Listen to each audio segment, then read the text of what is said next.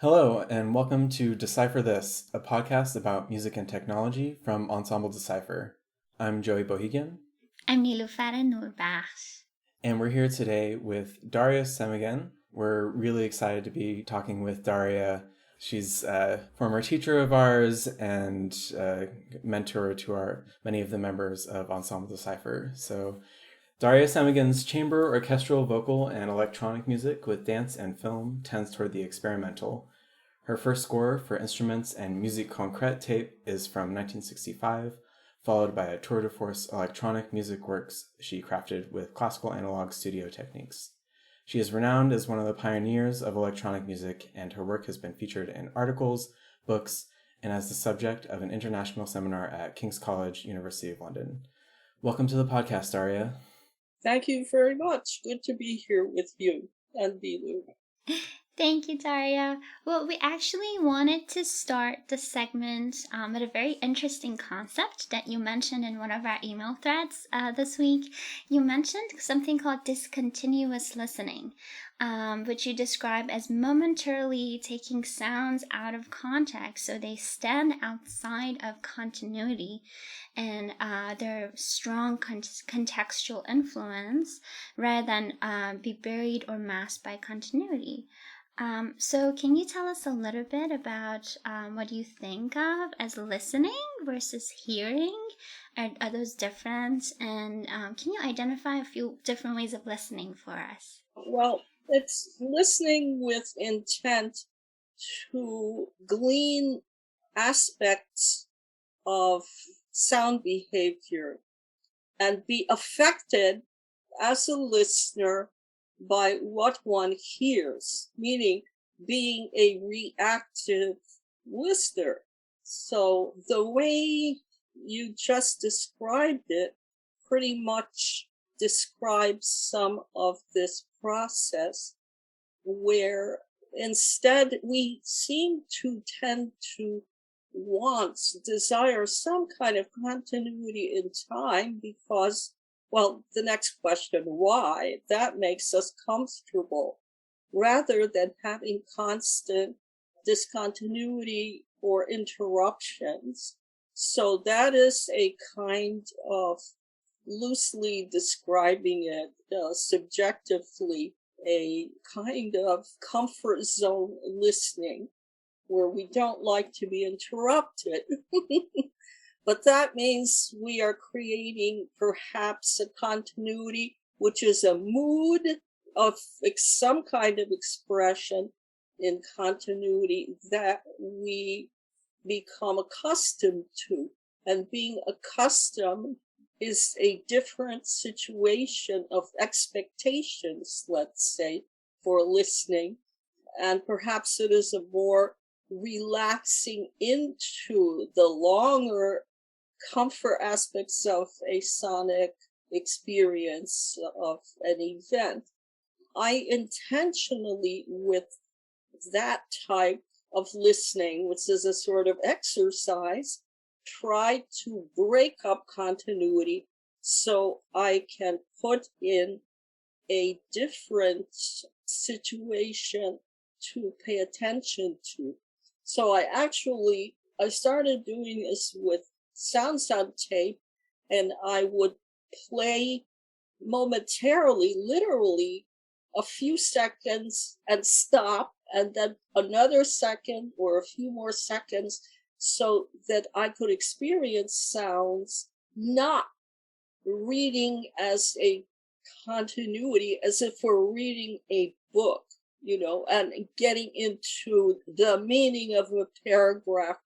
So many things happen psychologically that are individual related, idiosyncratic, a favorite word, that are actually creating these comfort aspects, not to be totally discomfited, but that's basically what I do. And the trying to be less breaking up the comfort levels, breaking up continuity, breaking up another thing that is expectations and the sorts of lack of attention that happens when we are listening to sounds that are being actually, their meaning is being formed by the context. So we're not observing these sounds, meaning appreciating them for themselves, for what they are, or understanding what they could be in other contexts. So with my electronic pieces, I often, in a more pronounced way, in certain fragments of pieces, will take sounds that I have found, discovered from this continuous listening exercises that I do, in order to find sounds and then use their aspects in different contexts amongst other sounds that have nothing to do with these sounds. So unless I go hunting in a sound forest and then focusing on individual sites, sounds, then these recognitions of sounds that are more interesting, less interesting, something in between the extremes of not interesting and fascinating or striking. This kind of way of working for me reveals possibilities of using sounds in other contexts rather than assuming things about sounds or thinking too much. So part of the listening is definitely this kind of spontaneous reaction to the influence of individual sounds rather than sounds within constant continuity. Thank you so much. Yeah, I also love how you compare an experimental environment with like a forest, because you're just so much more alert, and it's a completely different way of listening. Yeah, that's really inspiring. Thank you, Daria. Know what you might encounter with that experience that you set up artificially, let's say, because you have to determine the aspects of that little listening experiment. And there are other listening experiments one can do within the sound choices you may be working in, where you try to find ways through listening to discover something about aspects of sounds by themselves and in relation to each other. So that really is also always doing comparative listening as you're working in shaping a piece.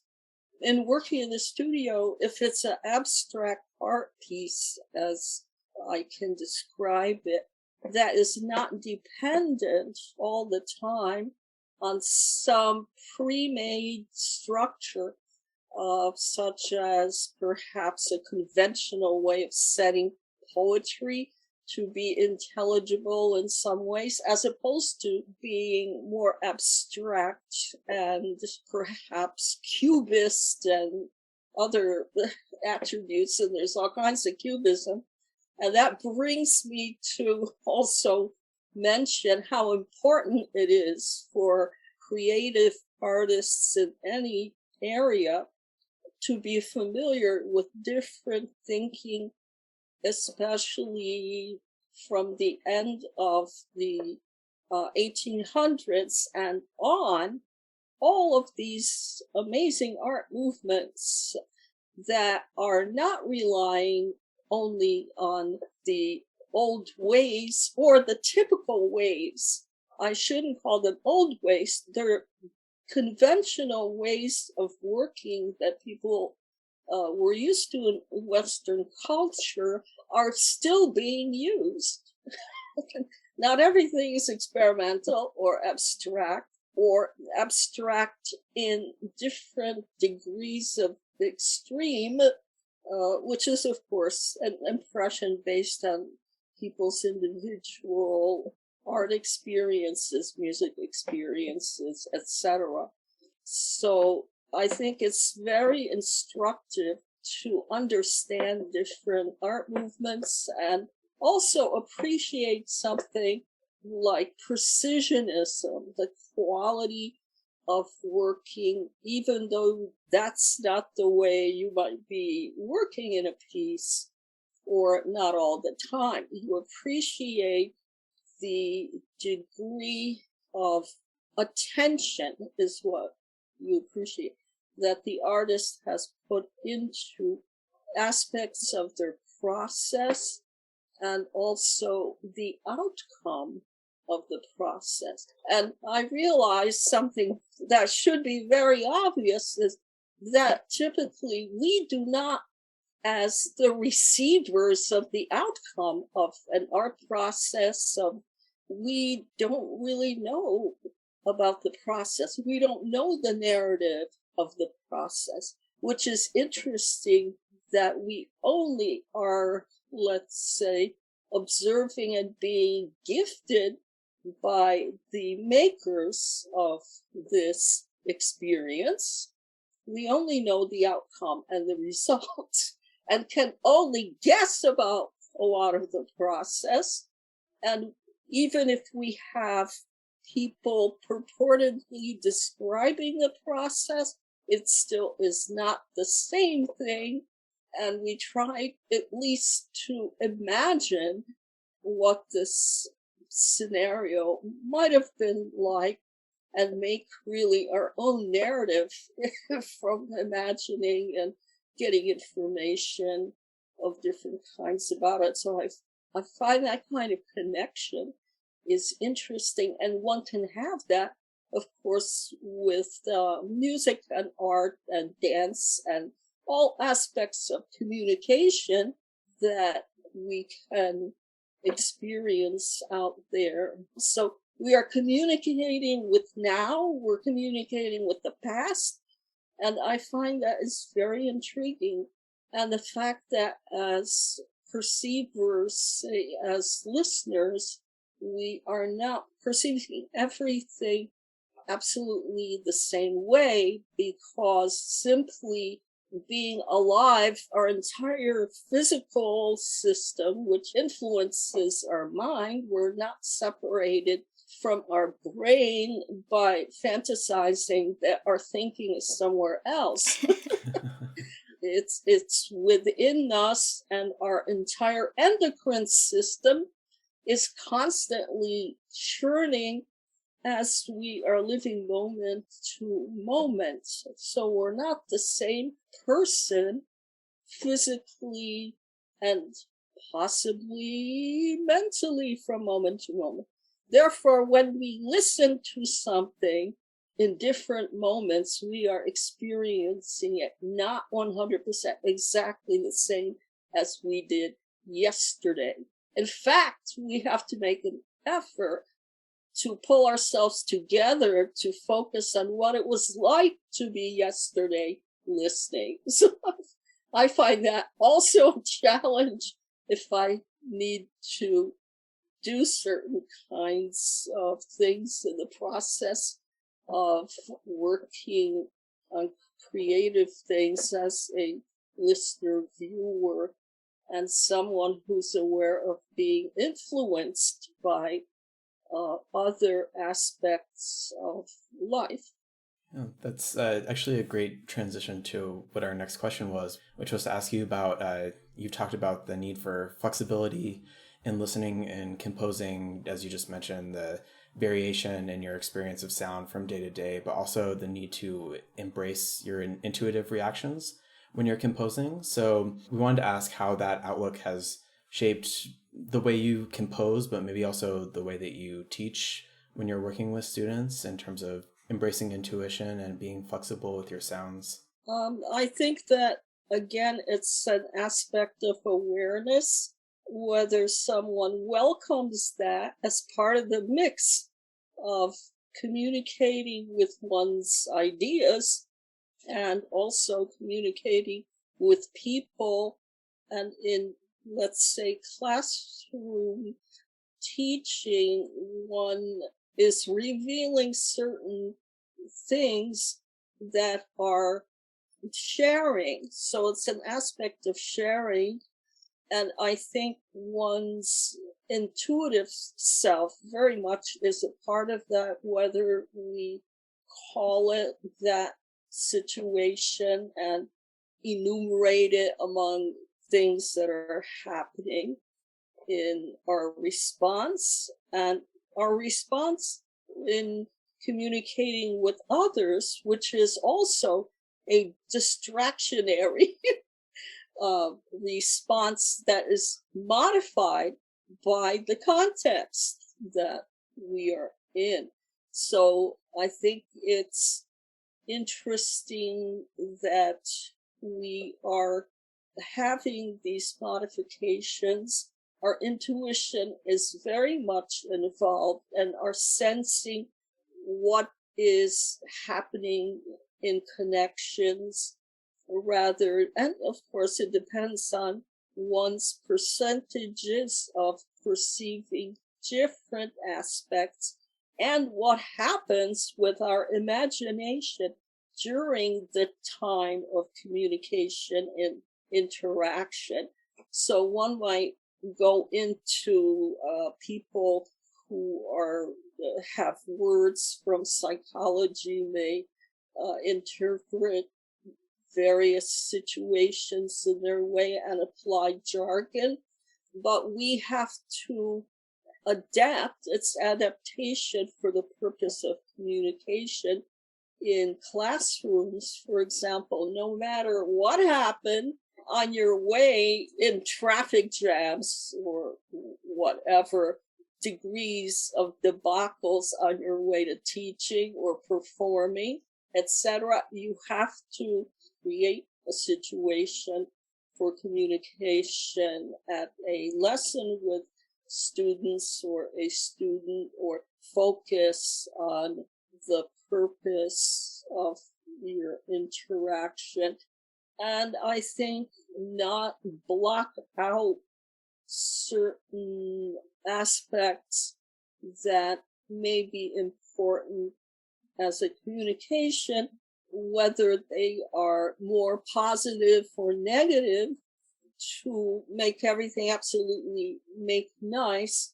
I think one should tend more towards make real in situations, at least to admit certain realities rather than escaping into only acting, where we go into roles which are part of comfort level making, with setting up a teaching scenario with a classroom group that one sees every week or lesson. So it's an interesting scenario. But I think it's also important for everybody to realize they are not the same person from moment to moment as a viewer listener, and that our defense mechanisms come into play all the time. Our art forms that are very intense are coming from, our ready defense mechanisms, such as hearing and seeing. So when you're back at the forest scenario, you are looking and listening as your first line of attention to see what's happening, and use these two defense mechanisms, for which we have very elaborate art making.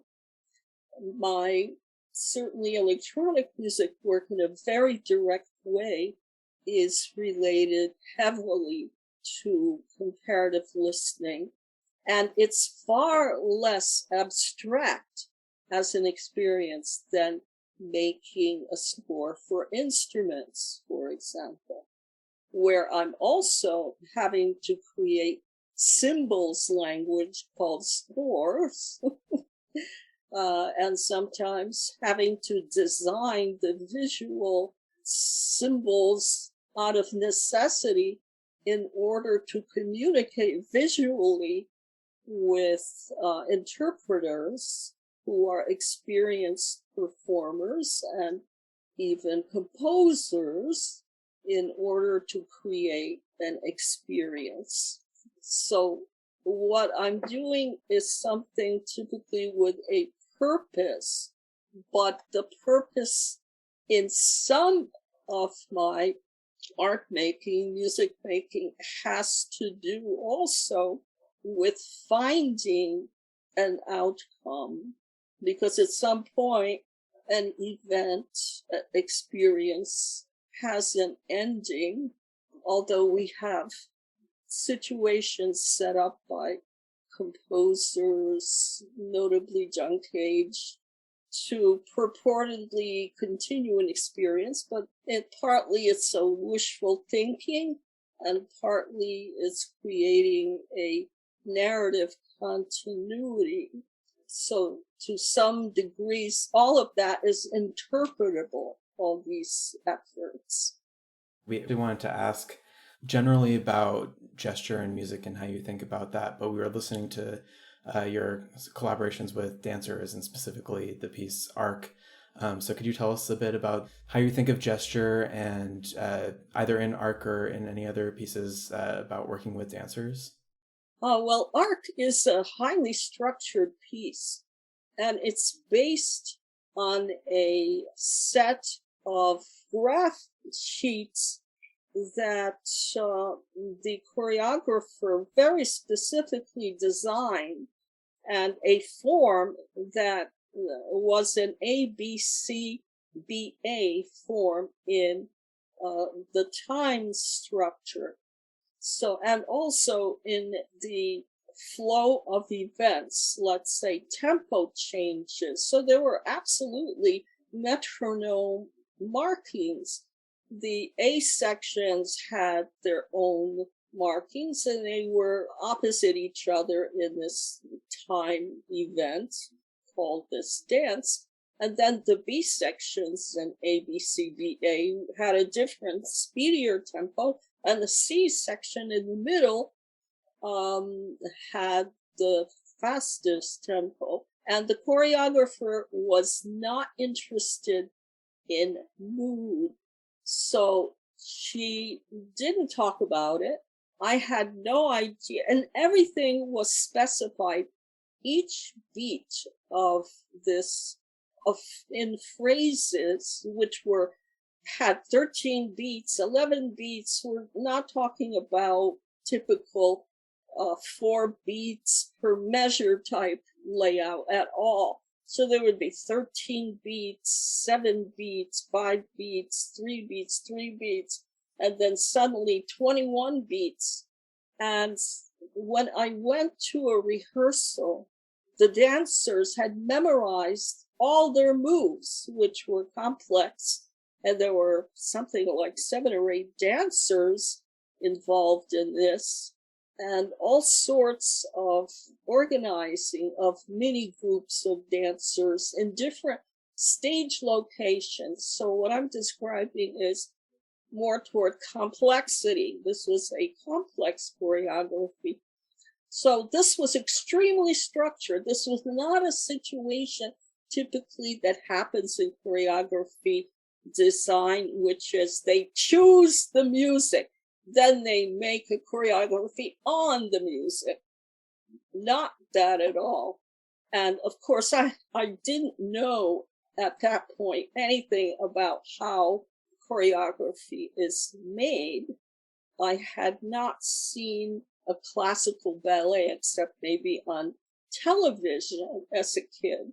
And I was curious about doing this, and apparently other composers did not want to do this after they saw these big graph paper sheets for each section of this ABCBA choreography structure. So I go to a rehearsal, and I didn't even think about what I'd be, what am I going to encounter? It didn't occur to me, okay, there's not going to be any music to this rehearsal.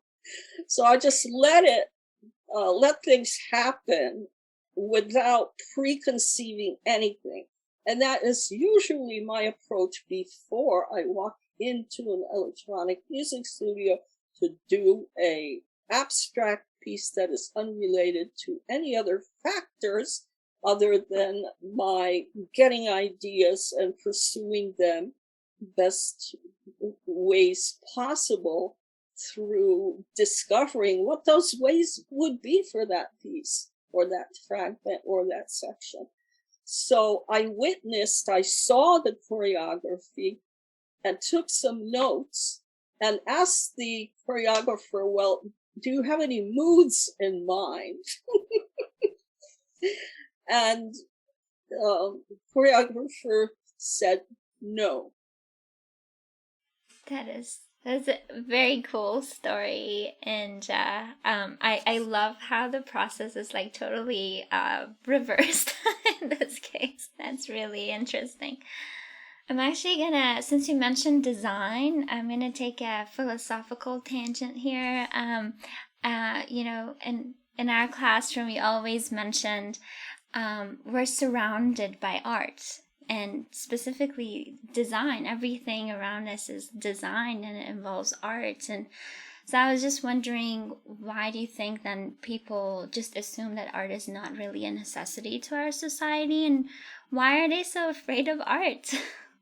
Part of it in society is hype of deriding arts for different political reasons. I saw that myself as someone who was judging certain awards in Washington, D.C., and I'd fly there from New York several times a year, and I would be aware of the propaganda and aware of the constant fear of the imagination of artists, because to make art takes a certain intelligence and information and adventurous thinking, and people with imagination who also have the determination to make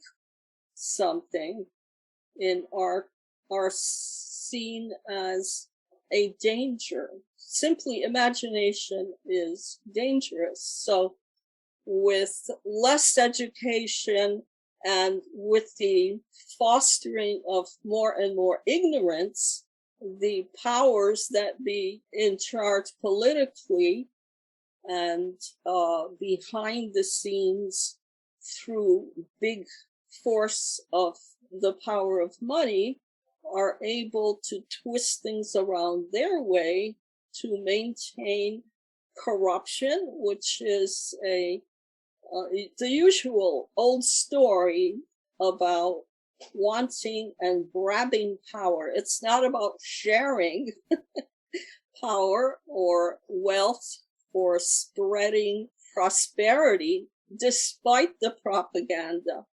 So the greed factor is a serious problem, greed and power, and twisting around people's minds through fear.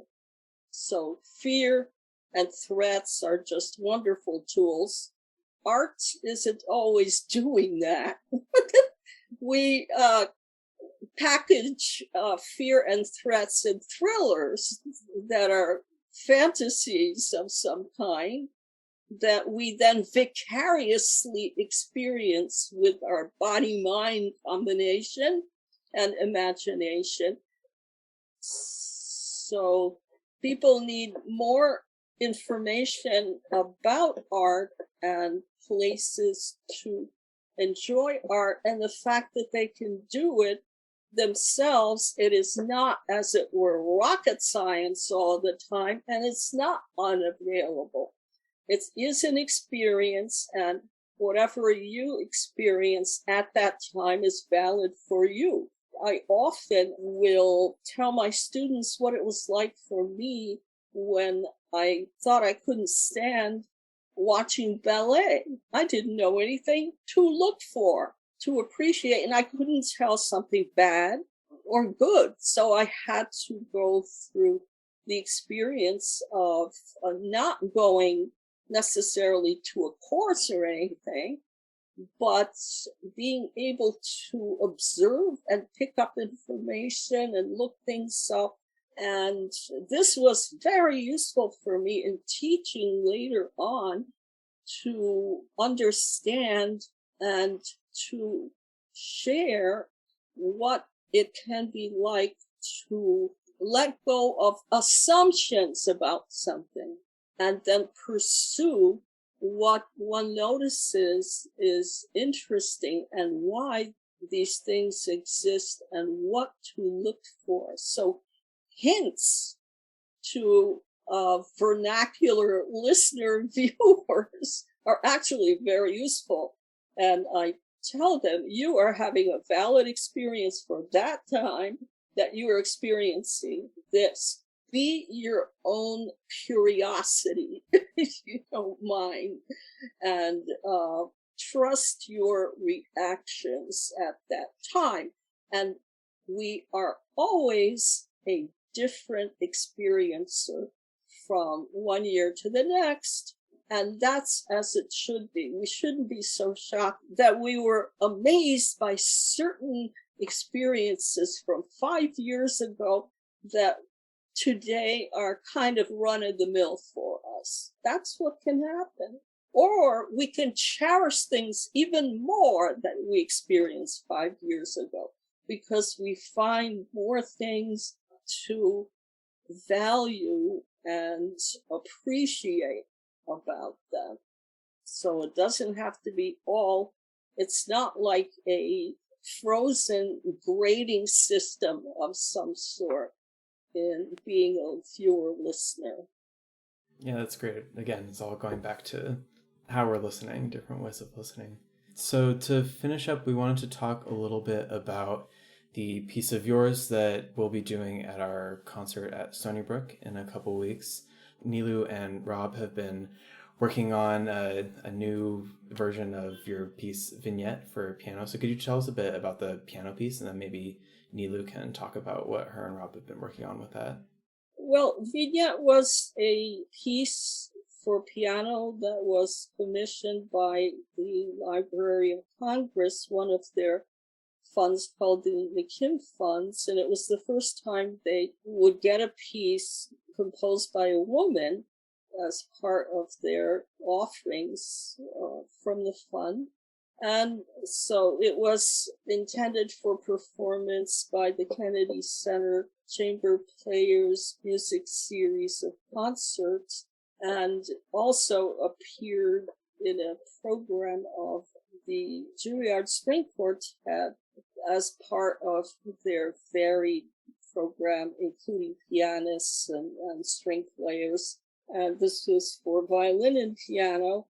I found myself thinking about making a piece very drawn to the differences between sound clusters as changes of intensity, comparative listening to different sound clusters in an electronic music studio setting.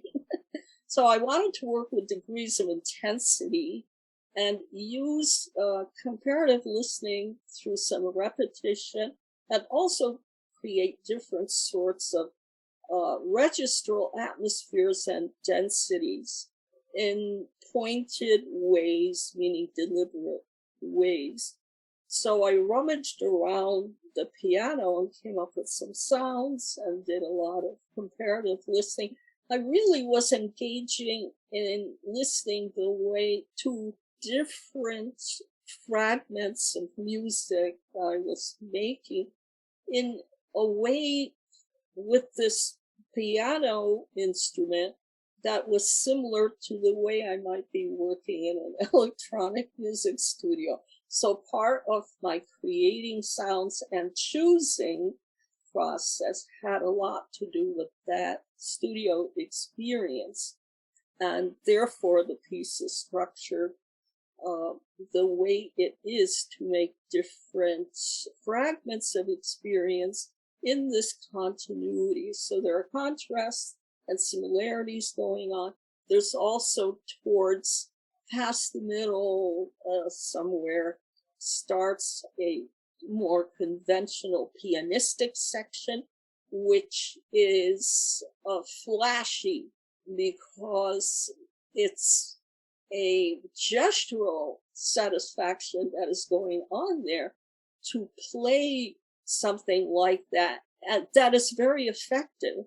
And some of the performance of this more rapid, louder, and flashier section has to do with using the palms of your hands. So, and this is similar to studio work where one is using, let's say, slices of bands of noise sounds or complex slices of bands of complex pile up pitch sounds, which no longer are paid attention to only as pitch, but as expression events, like parts of sculptural marble that you can make in arrangements, let's say different heights. So working with a coarser, rougher kind of expression was very interesting to me on the piano that I had since childhood associated only with pitch.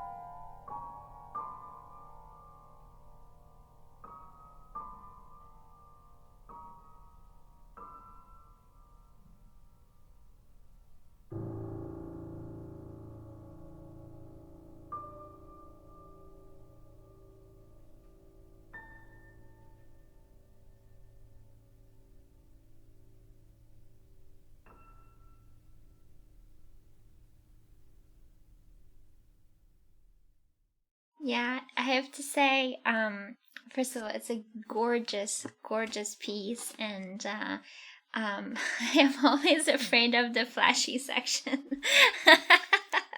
And going back to Joe's question, we've been experimenting with kind of expanding a segment, and again, like creating a new environment for the sound from that piece. And as you told us about discontinuous listening, trying to extract a sound, a gesture, and like explore and expand it more into an event.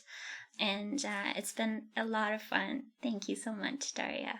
Well, thank you for performing it a number of times, Of course. wonderfully and with a lot of pizzazz and dazzle.